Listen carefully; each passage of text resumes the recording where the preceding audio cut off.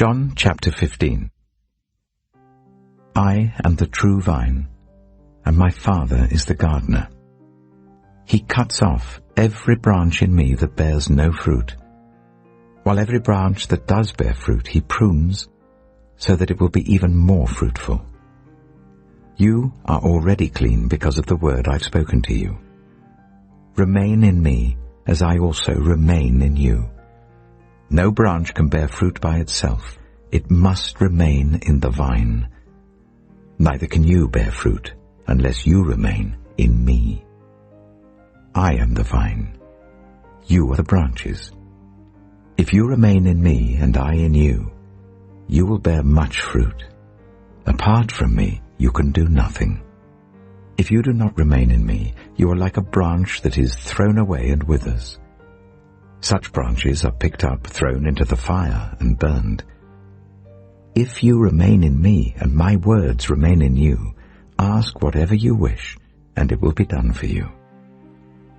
This is to my Father's glory, that you bear much fruit, showing yourselves to be my disciples. As the Father has loved me, so have I loved you. Now remain in my love. If you keep my commands, you will remain in my love, just as I have kept my Father's commands and remain in his love. I have told you this so that my joy may be in you and that your joy may be complete. My command is this: love each other as I have loved you. Greater love has no one than this, to lay down one's life for one's friends. You are my friends if you do what I command.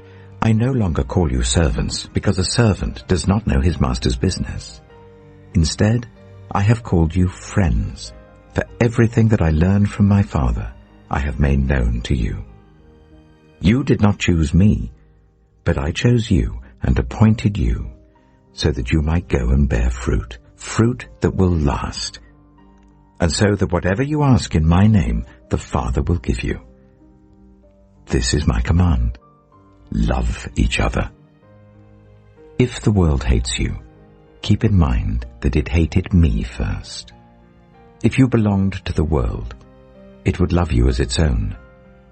As it is, you do not belong to the world, but I have chosen you out of the world. That is why the world hates you. Remember what I told you: a servant is not greater than his master. If they persecuted me, they will persecute you also. If they obeyed my teaching, they will obey yours also. They will treat you this way because of my name, for they do not know the one who sent me. If I had not come and spoken to them, they would not be guilty of sin, but now they have no excuse for their sin. Whoever hates me hates my Father as well. If I had not done among them the works no one else did, they would not be guilty of sin.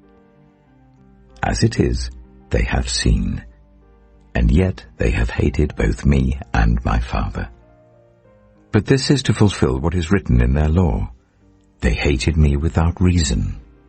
When the Advocate comes, whom I will send to you from the Father, the Spirit of truth who goes out from the Father, he will testify about me.